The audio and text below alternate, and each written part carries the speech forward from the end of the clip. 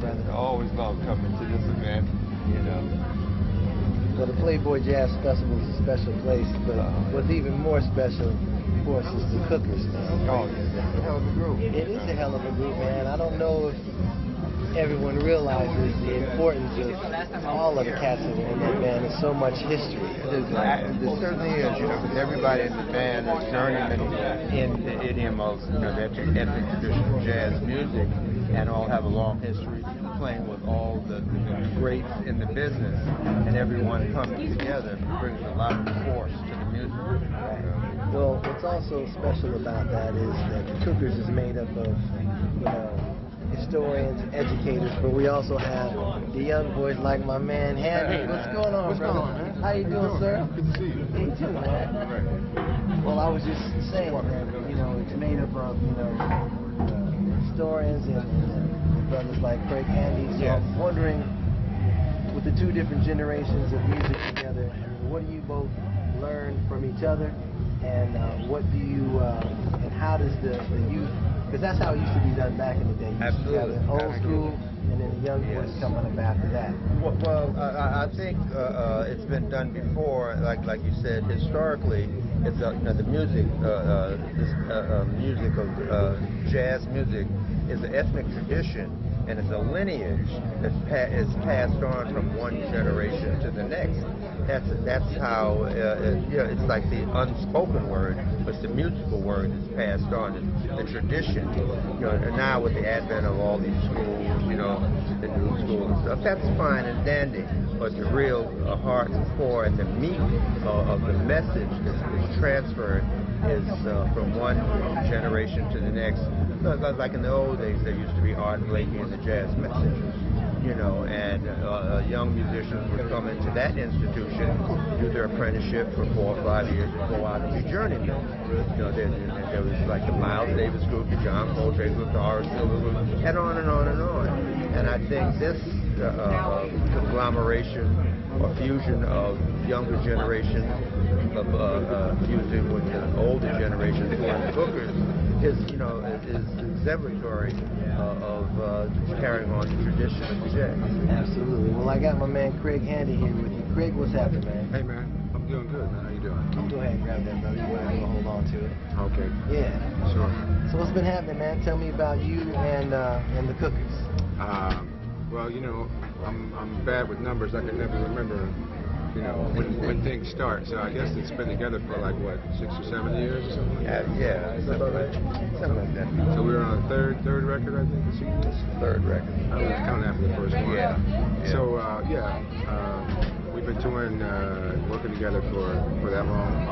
And that third record just came out, and we're working on more music. And, you know, it's been great for me because I get to work with these gentlemen who have had, you know, another third's worth of life's experience than I've had, and you know, they come up in a different era. You know, every few years it's completely different. You know, every 7 or 8 years it's like a whole different vibe going on, you know, in the music scene. So they predate me by a few of those vibes. You know, counting vibes. You know, they predate me by a few vibes, and it's great because they have, you know, they got a chance to see all the greats perform. You know, played in their bands, and now they're great. And hopefully one day I'll be great. Well, you are great, man. And one of the things I wanted to ask you is, you are playing with these experienced gentlemen that have experiences that you don't. Do you feel some of the vibes that, you know, the cats that Billy's played with and the cats that Eddie's played with come out of their music? And do you get that in ways and feel that when you're on the stage? Oh, definitely. It's you know, it's like being inside the generator plant.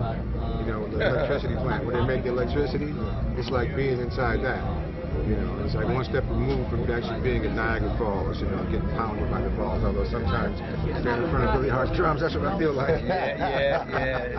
But in a good way, though. You know, because everything is grooving and swinging so hard. So, yeah, I definitely feel the energy coming in. You know, I was at a clinic the other day, and I was just telling the kids that we were doing the clinic for that, you know, that we had, you know, several hundred years worth of experience up on the bandstand between all these guys, and what an amazing journey and experience it's been for each one of them So when they come together to play with the Cookers, it's a unique experience, especially for a guy like me, because I can't say this anymore, but I'm the youngest guy in the band. So for me, it's it's been a thrilling experience, man. It's really my hats off to David Weiss for putting this project together, conceiving and putting it together. It's been a wonderful experience. I think for all the guys, if I could speak for them, I think they would say the same thing too. So. Well, speaking of master chefs, we have Mr. Brother Billy Hart. How you doing, Billy? I'm doing all right. How about yourself? I'm wonderful, man. It's I'm great. glad you were here. Yeah, man, definitely. How can you miss the Cookers? Anybody who loves jazz and knows the experience of the music knows that this has to be the place to be to see a band such as yours, man. Just want to talk to you about your experience with these beautiful gentlemen playing the music and what the energy of the band is, how the young and old work together, and the sound of the music you guys are playing classic tunes. For sure. Except in this case now, we're writing them. I remember talking to John Coltrane one time, and he told me, he said, man, if you really mean it, it'll come out. So I thought, man, wait a minute, I mean what? It takes you a while to realize what you mean, and then it came up again one time when I was doing Miles' record day. I said, what do you want, Miles? He said, man, just play your shit. And I said, well, that's easy for you to say. I mean, what do I have? But after a while, you realize that's what it is to state your opinion. And in fact, Ron Carter one time said, I need to talk to you. I said, what do you want to talk about? He said, man, I really can't hear your opinion. And then I said, well, I have one, you know what I'm saying? But after a while, you realize and trust the guys you're playing with that your opinion is valuable. And that's what I learned when I was the youngest guy in the band. And so hopefully that's what we give to this guy, because he really means what he's playing, and it certainly inspires me, and he's been inspiring me for so many years. Well, that's awesome, because when it comes to this music, it's based on freedom, and in order to let your spirits and your vibe be free, man, you got to be able to express yourself. Oh yes, for sure. And have something to express. It takes quite a while to have something to express. And that's really meaningful.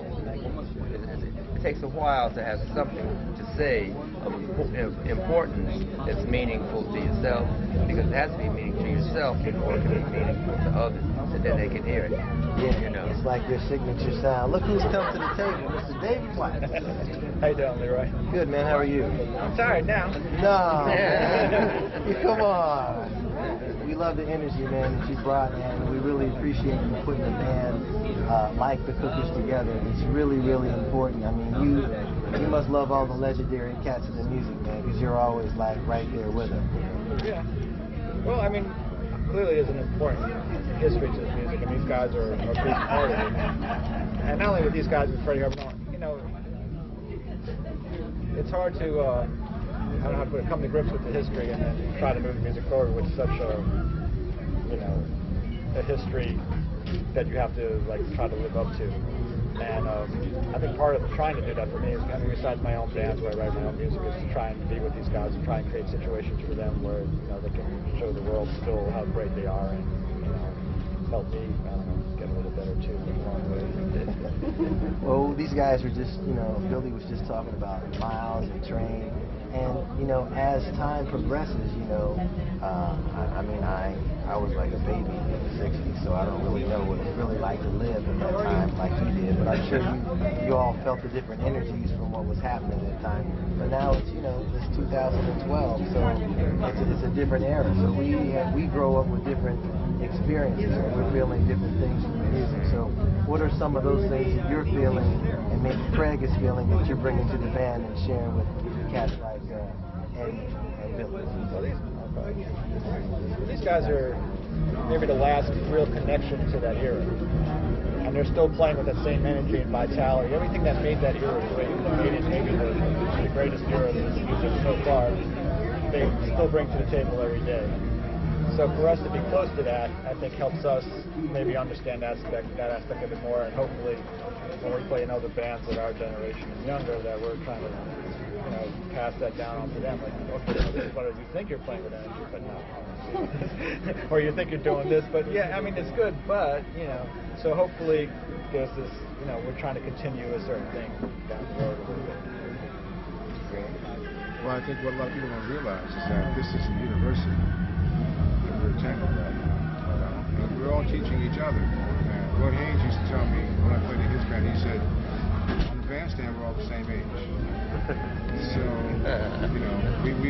it's like goes back to what Billy Hart was saying about, like, expressing your opinion, having the trust from other people and trusting yourself to say, to express yourself and have your point of view and your opinion actually get out there, and so that everybody else can hear it and they can respond to it and go, oh, I didn't know you felt that way about it. And in that case, here, have some of this.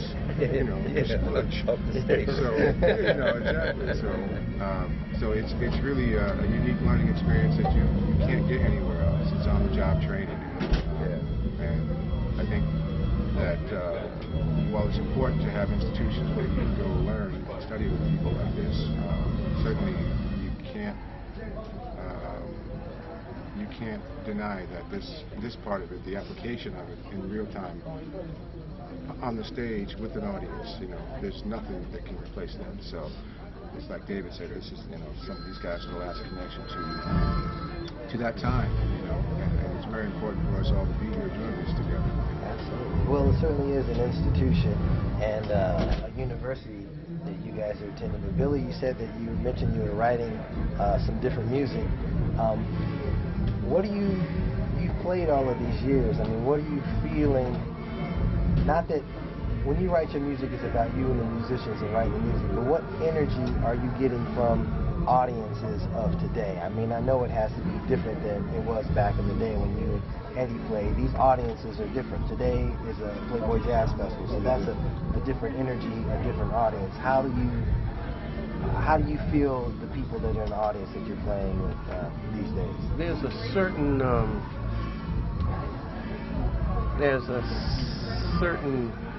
verity, a certain truth of this music that's centuries and centuries old, right, where it starts. So the way I look at it is, and this is purely my opinion, I won't put this on anybody else, it's every generation transforms art into its own image. It's not the art that changes, it's the image. The deep feeling, the tradition, the knowledge, that's handed down from generation to generation, just speaks in a different way through the younger or the newer people. But the art and the tradition, that strength, that depth comes from a long line of this. No, I definitely feel that. What do you think about that, Eddie? Well, this ethnic tradition that we're dealing with is really based upon sound. The universe is sound. And you can turn people off with sound, make an obnoxious sound, and people run. You can make a very seductive sound, people do, and so Miles Davis told me once. Now he's always, he told me this. He didn't say many words, but when something rolled off his tongue, he had that astute awareness of getting right to the point. He said, always capture with your sound people's attention.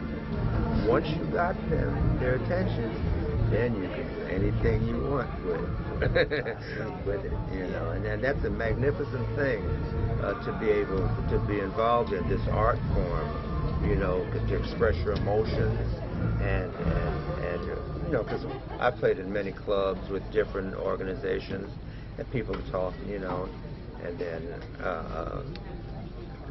how can I put this? I forgot who told me, but they said, let's get their attention. Max Roach. Max Roach will always say, let's make history now. And through the music, that can be done. And so before I play each time, and I'm lucky enough to play with these avatar musicians, I always think to myself, through your sound and in your life experiences, try to capture somebody's soul and heart, and then through them, it multiplies, and then that can change the whole world. You know? Well, I believe when you're playing through truth, then people can't help but to eventually come and hear that, for not only from what the sound that's coming from you, but what's coming from within the sound. Absolutely, that's what I think to say. Yeah, no, you got it, you know. And I'm always wondering that sound. You talked about sound. You guys have been playing for a number of years. I mean, what will it take for the audience not to fear sound? What will it take for them not to fear sound and to be okay with hearing those different sounds? And Exposure. Exactly. They just need exposure. I was lucky because I grew up with it, so it was something I understood. When I was in my mother's room, I was listening to jazz records. My dad played it all day long. So by the time I came out, I was like, okay, I think I understand what this is. But also the resonated very deeply. But it was just because not only was I exposed to jazz, but I listened to a great deal of different kind of music and out to hear music as well. So, you know, we were exposed to classical music in the house, so I wasn't afraid of that. We were exposed to Latin music and salsa and reggae, and I wasn't afraid of that. It's just a matter of figuring out how to make it safe for people to listen to. You can do it. You're crossing the boundary of music into politics here, but it's okay. There's something, you know, there has to be a way, and I think that you know, what we do is just keep the tradition alive, just keep the flame, you know, burning as bright as it can. Throw as much wood on the fire as possible to keep the flame, and just let people know that it's out there, that they can and hear it if they want to.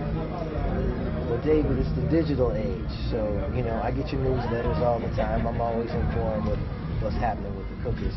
But how do you see, I'm going to ask you and Billy this question, how do you see the music these days when we're dealing so much with digital interfaces, how that has changed as opposed to back in the day, Billy, where people actually had to come to the club to hear the music or had to actually listen to the radio that was playing good music back in the day to get that exposure?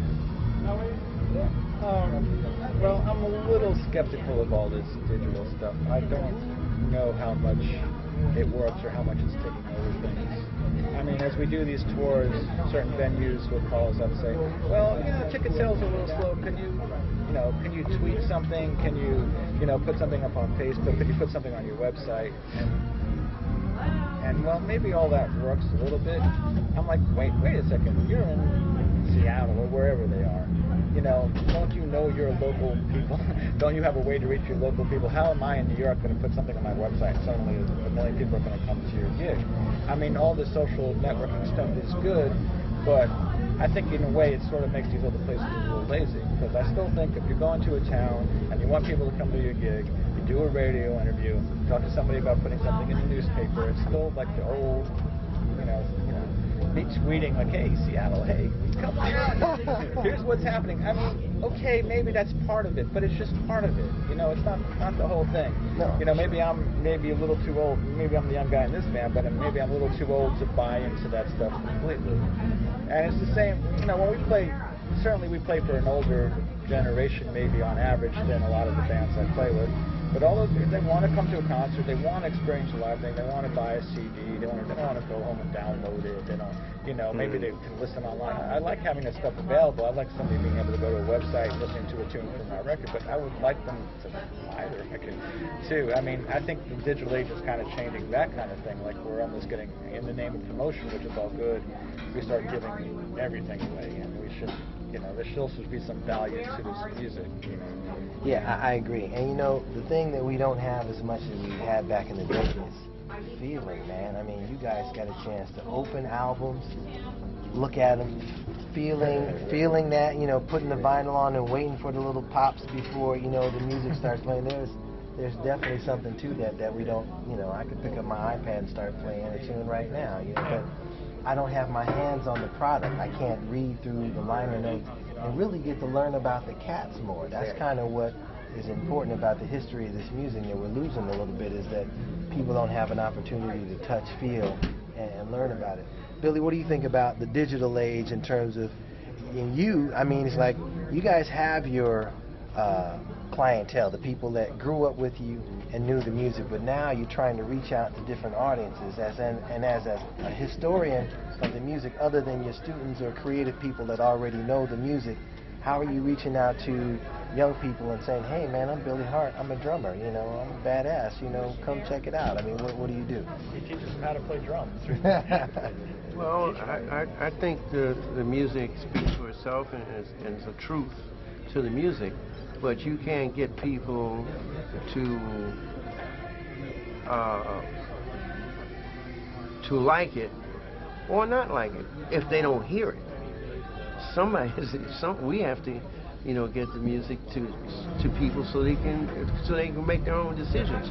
I'm pretty confident that they're going to. I mean, you know, it's just like he said. He was lucky enough as a young person.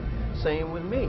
I mean, certainly I loved the popular music that was coming out in my day, you know, but somebody actually had to turn me on to this kind of music. If they hadn't, I don't know what it would have been.